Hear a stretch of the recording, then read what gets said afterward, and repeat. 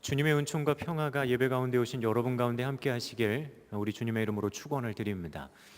좌우에 계신 분들과 이렇게 인사 나누셨으면 좋겠습니다. 하나님의 은총이 당신과 함께 하시기를 바랍니다. 자, 앞뒤에 계신 분들과도 좀 눈을 마주치시고 웃으시면서 좀 그렇게 인사하셨으면 좋겠습니다. 기적이 일상이 되는 삶을 삽시다. 기적 그리고 신비라고 이야기할 수밖에 없는 일이 아마 우리들 삶에 일어나면 저희는 놀라움 금치 못할 겁니다. 그리고 누구나 다 예외 없이 나의 삶에 그런 기적과도 같은 일들이 그런 신비한 일들이 내 삶에 많이 일어났으면 하는 그런 소망은 아마 우리들 모두가 다 가지고 있는 그런 마음일 겁니다. 그런데 그리스도인의 삶을 살아가면서 단순히 기적이 내 삶에 많이 일어나는 것에만 우리들의 마음을 써서는 안 된다라고 하는 겁니다. 왜냐하면 그렇게 되어지면 기적을 쫓아 살아가는 잘못된 신앙의 양태들이 우리들 속에 벌어질 수 있기 때문입니다. 많은 경우 기적이 내 삶에 좀 많이 일어났으면 하는 그러한 말들을 여러분들이 인사 나누신 것처럼 그냥 기적이 일상이 되는 삶을 살면 좋겠다 라고 그렇게 우리가 서로에게 이야기할 때 거기서 이야기하는 기적이 일상이 된다라고 하는 말의 의미 속에는 기적이 내 삶에 발생하는 횟수를 많이들 우린 염두에 둡니다. 그러니까 바꿔 말해서 기적 신비라고 하는 사건이 계속해서 많이 일어나는 것이 그것이 기적이 내 삶의 일상이 되어지는 거 아닐까라는 생각을 하게 됩니다. 하지만 엄밀한 의미에서 이야기한다면 기적의 횟수를 따라가는 것이 기적이 우리들 삶의 일상이 되는 것과는 어쩌면 전혀 상관없을 수도 있다는 사실입니다. 기적을 쫓아 살았던 수많은 잘못된 신앙의 행태들을 우리들 주변에서 보기 때문입니다. 또한 그러한 모습을 쫓아가는 사람들 가운데 이단의 유혹에 넘어지기 쉬운 사람들이 있는 것도 사실입니다. 그렇다고 한다면 기적이 내 삶의 일부가 되어지고 일상이 되어지는 그 삶을 우리는 어떻게 살아낼 수 있을까? 우리가 좀 그 부분에 대한 생각을 해보려고 합니다. 많은 경우 기적과도 같은 놀라운 일들이 우리들 일상 속에 가득 채워져 가기를 원하게 될 때가 종종 있습니다. 하지만 우리의 마음이 단순히 그런 횟수들로만 채워져 가다 보면 어느 순간 하나님 앞에서 내가 걸어가고 살아가는 삶의 모습과는 전혀 상관없이 내가 몇 번의 경험이 있고 나의 삶 속에는 몇 회의 신비한 경험들이 있고 남들과 비교해서 비교적 많은 신비에 대한 체험이 있어라고 하는 것이 오히려 주님 앞에 교만함이 될 때가 참 많이 있기 때문입니다. 삶의 그 하나님이 제공해 주신 은총과 신비의 놀라운 사건이 전혀 스며들지 못하고 주님께서 우리에게 베풀어 주신 그 놀라운 신비의 의미가 내 삶에 전혀 이해되지 않고 그저 뭔가 신비한 걸 경험했어라고 하는 것에 그냥 머물러 버릴 때가 너무 많다는 겁니다. 예수님이 성경에서 베풀어 주신 수많은 기적을 부인하는 거 아닙니다. 예수님이 수많은 이적을 행하십니다. 근데 이적을 행하심 가운데 성경이 일관되게 이야기하는 건 그 기사와 이적을 통해 너 신비한 경험 하나 했지? 그래, 너 이번에 하나 한 거야? 그 횟수에 집중하는 것이 아니라 그 기사와 이적을 통해 예수님이 누구신지에 대한 이야기를 하는 겁니다. 우리가 우리의 삶 가운데 하나님 베풀어 주신 은총의 사건을 경험하는 건 몇 회 경험했어가 아니라 그 사건을 통해 내가 하나님 그분을 어떻게 경험하고 고백하느냐는 겁니다. 끝내는 그 의미를 알아가는 것이 신비, 은총을 나의 삶의 일상으로 받아들이는 사건이 되어지기 때문입니다. 근데 우리의 초점은 많은 경우 그러한 삶으로 받아들이고 스며들게 하는 데까지 나가는 것이 아니라 많은 경우 그저 몇 번, 조금 더 많이 하는 곳에 머물러 있을 때가 많기 때문입니다. 그리고 또 한 가지, 그러한 신비에 대한 체험을 철저히 개인이 사유화하려는 경향이 있습니다. 내가 한 거니까 이건 내 거라고. 그러다 보니 그게 뭐가 되냐면 자기의 자랑이 되어져 버리는 겁니다. 오늘 성경의 본문 말씀을 살피면서 이 부분을 저희가 좀 나누어 보려고 합니다. 그리고 우리에게 주는 신앙적인 교훈과 도전들을 함께 생각을 해보겠습니다. 저희는 지난 시간 돌로 바울을 쳐서라고 하는 제목으로 말씀을 생각을 해봤습니다. 루스드라에서 복음을 전하는데 불청객들이 찾아옵니다. 이미 바울 사도가 복음을 전했던 비시디아 안디옥과 이고니온에 있었던 사람들, 비시디아 안디옥에서 출발한 사람들은 225km를 걸어왔고 이고니온에서 출발한 사람들은 45km를 걸어옵니다. 그리고 복음 전하는 바울에게 돌을 던집니다. 분위기를 그렇게 다 만들어서 사람들로 하여금 바울에게 돌을 던져 그가 쓰러지도록 만드는 것이 그들의 의도였습니다.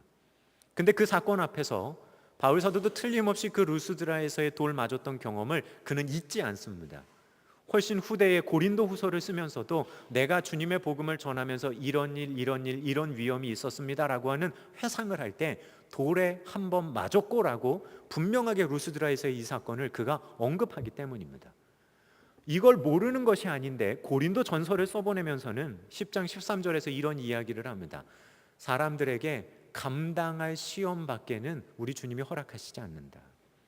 그 말의 의미는 본인이 돌 맞고 쓰러지는 오늘의 이 사건을 그가 회상할 때 감당할 수 없는 고난이 아니라 내가 감당할 수 있는 고난이었기에 주님이 나에게 그 고난을 주신 겁니다라고 하는 그의 신앙의 고백과 우리가 연해서 생각을 해봤습니다. 도대체 바울 사도에게는 돌 맞는 이 경험이 어떻게 그에게 감당할 만한 사건이 되었을까? 우리가 좀 그 부분을 생각하면서 서로에게 도전하는 시간을 가졌습니다. 우선은 자신에게 그 먼 길을 와서 돌 던진 그 사람들이 누구와 가장 많이 닮아 있었냐 하면 사도행전 9장에 나오는 예수님 만나기 전에 자기 자신과 가장 많이 닮아 있었기 때문입니다. 예루살렘에서 100km 이상 떨어져 있는 다메섹에 가서 믿는 사람들 박해하기 위해 나섰던 자신의 모습, 율법의 열심 때문에 가서 사람들을 그렇게 핍박했던 자기의 모습, 어쩌면 과거의 자기 자신을 그는 루스드라에서 그렇게 대면했는지 모릅니다. 그러니 누구보다 잘 이해합니다. 왜 225km를 걸어왔는지, 무슨 열심 때문에 나에게 와서 돌을 던지는지. 다른 사람은 이해할 수 없지만 바울은 그들의 마음을 누구보다 잘 이해할 수 있었던 사람이었습니다. 그러니 돌 던지는 그 사람들을 보면서 저 원수들 쳐 죽여야지 하는 마음이 아니라 누구보다도 안타까운 마음으로, 애타는 마음으로 그 자리를 견뎌설 수 있었던 사람이 바로 바울이었기 때문입니다. 바나바와는 그런 다른 그의 모습이 그 고난을 받아낼 수 있고 견뎌낼 수 있는 고난으로 만들어가고 있었다는 사실입니다. 그러한 모든 상황들을 보며 바울은 분명하게 고백하는 겁니다. 내가 감당할 고난밖에는 허락하시지 않은 겁니다. 내가 돌에 맞는 그 경험도 내가 감당할 수 있었기에 주님께서 그렇게 하신 겁니다라고 하는 하나님을 향한 신실한 고백을 드리는 모습까지 저희가 살펴봤습니다. 이 시간 다시 한번 여러분을 도전하고 소망하기는 믿음 안에서 여러분들이 감당할 시험밖에는 당한 것이 없다라고 하는 바울의 고백이 여러분의 고백이 될 수 있기를, 우리 신광의 성도들의 고백이 될 수 있기를 간절히 바라고 소망합니다. 그래서 이기는 자로, 믿음을 가지고 승리하는 자의 모습으로 살아가는 여러분들 되시길 다시 한번 우리 주님의 이름으로 축원을 드립니다. 그런 삶을 걸어가는 여정들 가운데 오늘 우리가 보게 됩니다. 바울 사도가 돌에 맞아 쓰러집니다. 그리고 성 밖에 그의 시신이 내버려졌을 때 오늘 성경의 본문에는 제자들이 그 쓰러져 있는 바울 사도 주위에 둘러서서 바울 사도를 보기 시작합니다. 자신에게 복음을 전해준 스승인 바울, 나면서부터 한 번도 걸어본 적 없는 그 사람을 일으켜 세웠던 그 능력의 사람, 그 사건 때문에 루스드라의 많은 사람들은 신의 현현으로 알고 제사까지 드리려고 했던 그 바울, 근데 그 존재감 있는 인물이 지금 자신들 앞에 돌에 맞아 쓰러져 있는 겁니다. 마치 죽음이 선언되어진 것처럼 그 자리에 뺑 둘러서 있는 그 제자들의 마음은 어떻겠습니까? 한번 여러분들 그 제자들이 됐다고 생각하며 그 상황을 한번 그려보십시오. 그럼 여러분들의 마음은 어떠시겠습니까? 아마 엄청난 충격과 혼란이 그들을 덮쳤는지 모릅니다. 그 놀라운 이적을 베푼 사람이 이렇게 쓰러져 가다니, 어쩌면 실망하고 충격에 사로잡혀 유대인들이 하는 말이 그럼 정말 맞는 걸까라고 하는 회의를 하는 사람도 있었을 겁니다. 심지어 그 자리에 둘러선 사람들 가운데는 이 사람이 전한 복음을 그럼 우리가 계속 지키고 살아가야 하는가라고 하는 의심을 하기 시작했는지도 모릅니다. 충분히 그럴 만한 상황이 되어지는 그 시간, 하나님께서 일하기를 시작하십니다. 바로 그 쓰러져 있는 그 바울을 일으켜 세우신 겁니다. 오늘 성경에 보게 되면 그 제자들이 바울 사도를 둘러서 있을 때 바울 사도가 일어났다라고 하는 표현을 씁니다. 여기서 일어났다라고 하는 이 헬라어 단어 아니스템이라고 하는 이 단어는 앉은 사람이 일어나는 거, 누웠던 사람이 일어나는 행동들을 나타낼 때 쓰는 표현입니다. 그러니까 지극히 어쩌면 평범한 표현인지 모릅니다. 근데 동시에 이 단어가 요한복음 11장에서는 어떻게 사용되어지냐 하면 이 동사의 명사 형태가 쓰이는데 이 명사 형태가 부활을 나타내는 우리말로 바뀌어 사용되어집니다. 다시 말해서 앉았던 사람이 일어나는 걸 표현할 때도 이 단어를 쓰지만 죽었던 사람이 다시 살아날 때도 이 단어를 쓴다는 겁니다. 바울 사도가 일어났습니다. 생명의 주관자 되시는 하나님께서 왜 그 시점에 바울 사도를 일으켜 세우셨을까? 순교한 사람들 많이 있습니다. 이미 저희가 사도행전 12장에 보는 것처럼 야고보와 베드로가 감옥에 동시에 들어가지만 한 사람은 죽어 순교합니다. 한 사람은 살아남습니다. 순교한다고 이상할 거 아닙니다. 하지만 쓰러져 있는 그를 하나님은 왜 이 시점에 그를 불러 일으켜 세워주셨을까? 우리는 많은 경우 이 부분을 보며 바울 사도에게 집중할 때가 많습니다. 바울 사도가 신비한 능력 가운데 살아났다고. 근데 우리의 시선을 바울이 아닌 하나님께로 좀 돌렸으면 좋겠습니다. 하나님은 왜 이 시점에 바울 사도를 일으켜 세우십니까? 다른 거 아닙니다. 둘러서 있는 지금 그 제자들 때문입니다. 이제 막 복음을 받아들여서 복음에 대해 어떻게 반응해야 될지를 고민하는 그들 앞에 하나님은 그렇게 보여주시는 겁니다. 바울을 일으켜 세움으로 복음이 여기서 끝나서는 안 된다는 거, 복음이 전해지고 사람들에게 알려져야 된다는 하나님의 복음에 대한 분명한 열심과 열정을 그들 가운데 그렇게 표현해 주시는 겁니다. 그들에게 뿐만이 아닙니다. 바로 바울 사도에게도 하나님은 표현하고 계시는 겁니다. 네가 여기 지금 쓰러져 있어서 되는 것이 아니라 너는 일어나야 한다고. 그리고 그를 일으켜 세우십니다. 그냥 신비한 일 하나 바울에게 더 하나 제공해 주시기 위해서가 아닙니다. 그 사건을 통해 끌고 가시는 하나님의 마음이 분명 그 자리에 있었다는 겁니다. 그러니 그 제자들과 함께 그는 루스드라 성으로 다시 들어가서 하루를 거기서 보내고 그 다음에 떠나게 됩니다. 오늘 성경의 말씀을 우리가 가만히 보게 됩니다. 바울 사도를 다시 일으켜 세우시는 하나님의 마음과 하나님의 의도가 어디 있으신지를 적어도 우리가 묵상하며 곱씹어 볼 수 있는 신광의 성도님들 되시길 부탁을 드립니다. 신비한 일이 벌어졌다고 기적이 일어났네, 기적이 일어난 사건 거기 멈춰 있는 것이 아니라 왜 그렇게 하셨을지를 고민해 보는 겁니다. 끝내는 복음이 거기서 멈추는 걸 참으실 수 없었던 하나님께서 일으켜 세우셔서 계속 그 복음을 진행해 나가고 계시는 모습을 우리가 만나게 된다는 겁니다. 그럼 이 바울 사도가 다시 일어난 이 사건을 통해 우리에게 주시는 교훈이 뭐겠습니까? 여러분들 속에도 바울이 전한 그 동일한 복음이 있습니다. 근데 그 복음에 대해 하나님의 마음은 바울을 다시 일으켜 세우시면서까지 계속 진행해 가고 싶으신 그 열정과 그 마음을 가지고 그 복음을 보고 계시다는 겁니다. 하나님이 그렇게 소중하게 생각하셨던 복음이 바로 여러분과 제 안에 있습니다. 그저 복음 쉽게 흘러넘길 수 있는 단어가 아니라 하나님이 그런 마음과 열정을 가지신 그 복음이 바로 여러분들 속에 있습니다. 복음의 무게감이나 복음의 가치를 우리는 또한 이렇게 한번 생각해 볼 수 있는지 모릅니다. 이러한 사건들이 있은 이후에 바울 사도는 자신에게 돌을 던진 사람들이 여전히 있었던 루스드라로 들어갑니다. 한번 생각해 보십시오. 돌 던진 사람들이 여전히 건재한데 거기에 들어가고 싶으시겠습니까? 또 돌에 맞을지도 모르는데 차라리 성 밖에 있으니까 다른 곳으로 옮겨가야지 할 만한 마음을 가질 것 같은데 바울 사도는 바로 그 성 루스드라로 들어갑니다. 들어가서 그것도 하룻밤을 거기서 온전히 다 지새우며 있다가 그 다음 날이 되어서야 그는 바나바와 함께 더베로 갑니다. 아마 바울 사도가 그 성에 들어섰을 때 수많은 사람들은 다시 한번 충격에 사로잡혔을 겁니다. 돌을 던져서 죽였다고 생각했던 그 유대인들도 충격에 사로잡혔을 거고, 죽었다고 생각했던 성도들도 그가 걸어 들어오는 그 모습을 보며 충격에 사로잡혔을지 모릅니다. 바울 사도를 신의 현현으로 알고 제사 드리려고 했던 사람들은 이 사람이 정말 신이 맞나 보다라고 하는 그런 생각 가운데 두려워 떨었을지도 모릅니다. 도시의 그런 분위기들이 어땠는지는 잘 모릅니다.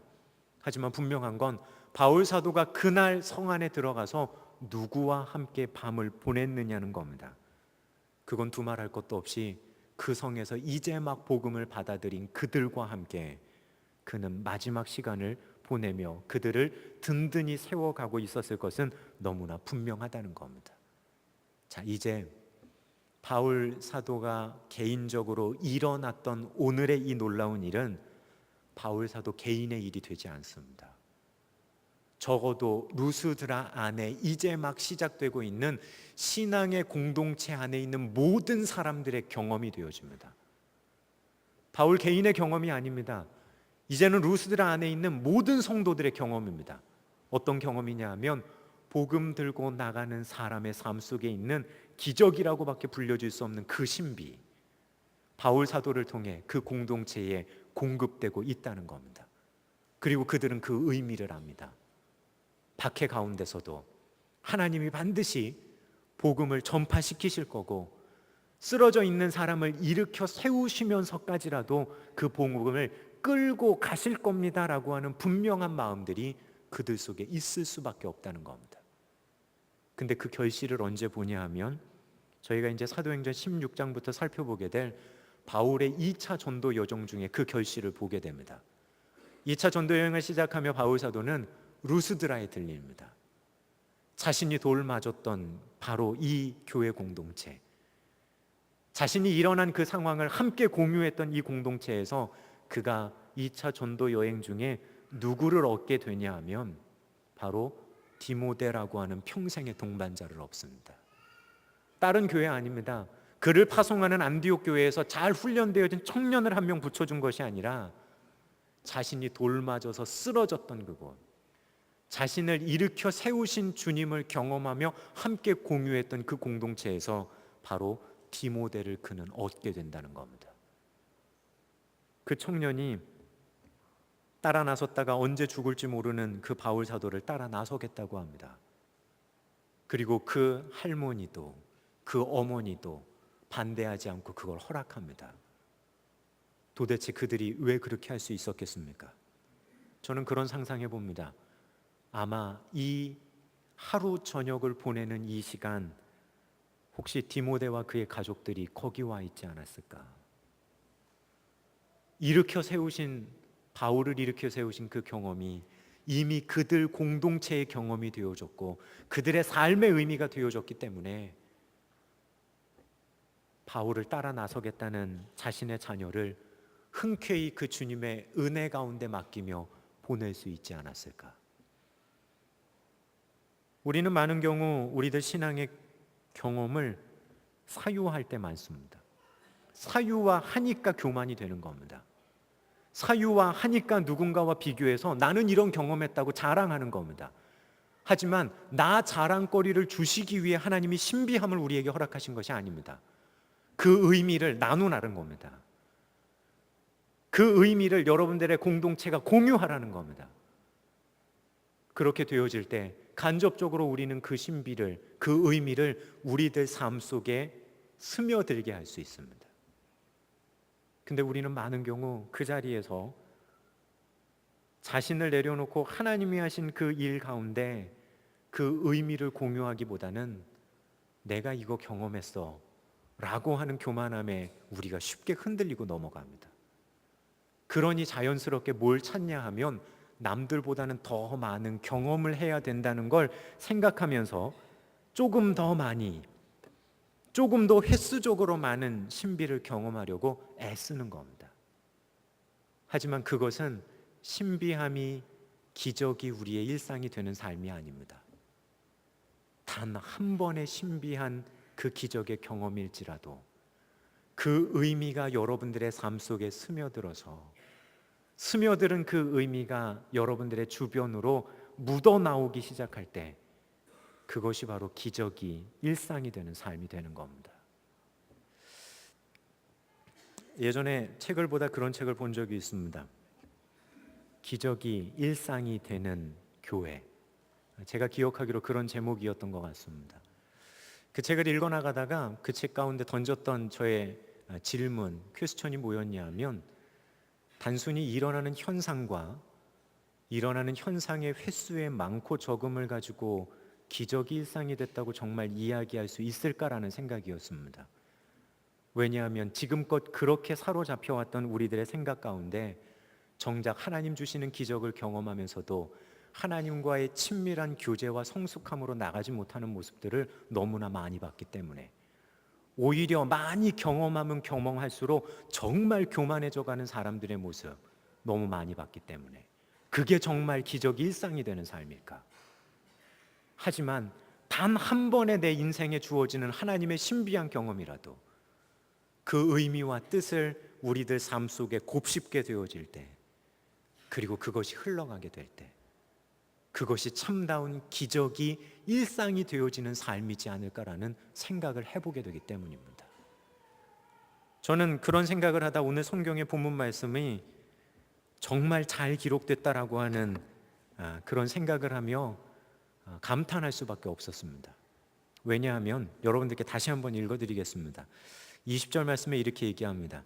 제자들이 둘러섰을 때에 바울이 일어나 그 성에 들어갔다가 이튿날 바나바와 함께 더베로 가서. 틀림없이 일어난 일은 아무리 생각을 해봐도 기적과도 같은 일이 일어났습니다. 근데 그 기적과도 같은 일이 일어난 이 사건을 기록하는 누가는 어떻게 기록하는 줄 아십니까? 정말 지극히 평범하게 기록합니다. 마치 아무 일 없었다는 듯이, 너무나 당연하다는 듯이 기록합니다. 생각해 보세요. 돌에 맞아 쓰러졌던 그 사람이 일어났는데 그 사건을 어떻게 기록하냐면 정말 평범하게 기록하고 마는 겁니다. 이 사건의 의미를 몰랐을까? 이 사건 가운데 바울 사도를 통해서 드로아 2차 전도 여행 중에 드로아에서 바울 사도와 합류했다면 틀림없이 이 이야기를 들었을 텐데, 고린도 전서 후서를 써보낼 때 루스드라의 사건을 바울 사도가 기억했다면 여러 번 누가가 이 이야기에 대해 자세하게 들었을 텐데, 근데 누가는 이 사건을 너무 평범하게 그냥 써버립니다. 어쩌면 그 이야기를 하고 있는 바울 사도 자체가 자기를 자랑하기 위해 나는 이러한 신비를 경험해서 그렇게 이야기하지 않았는지 모릅니다.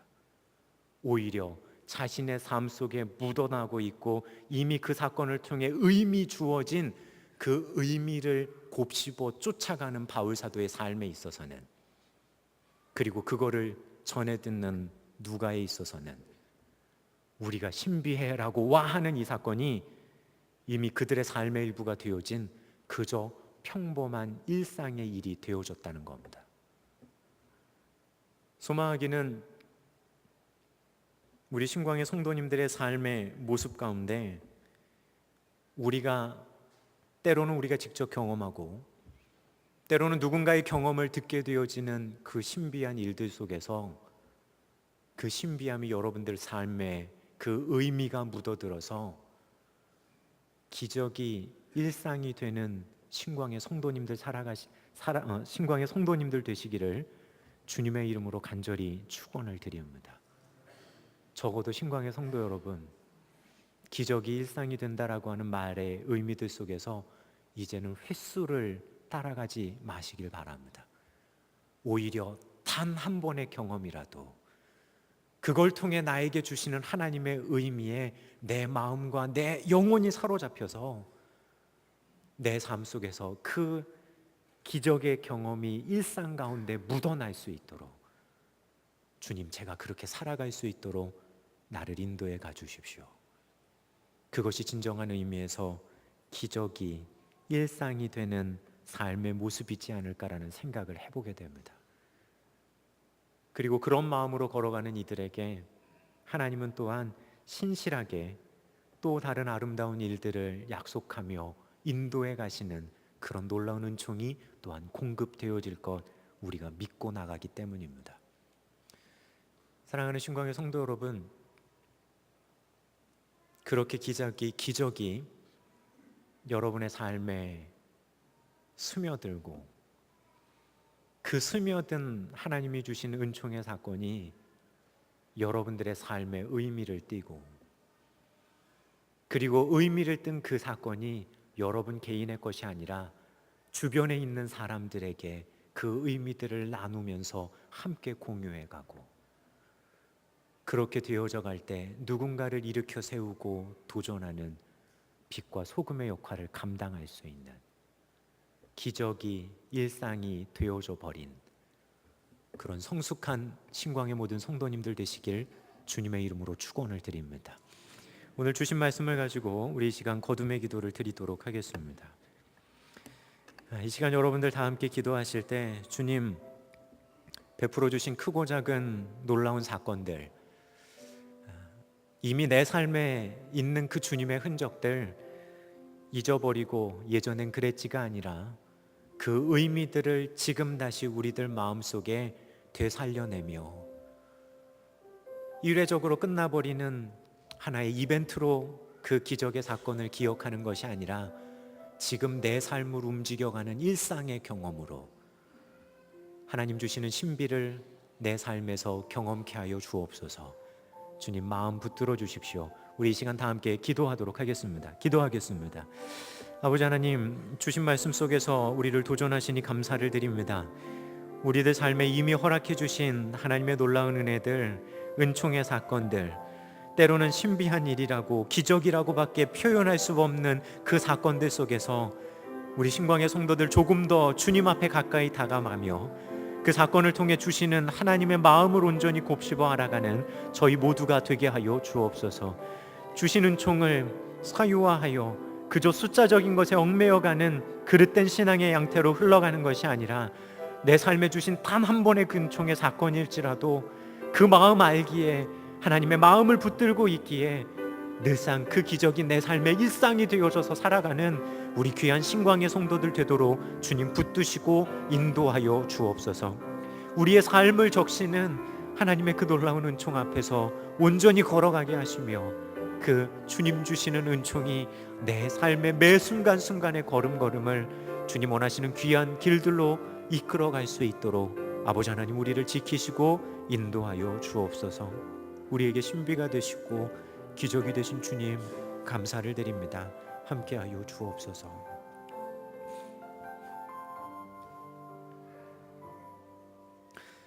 사랑의 주님, 우리의 삶에 이미 하나님의 흔적을 남겨주시고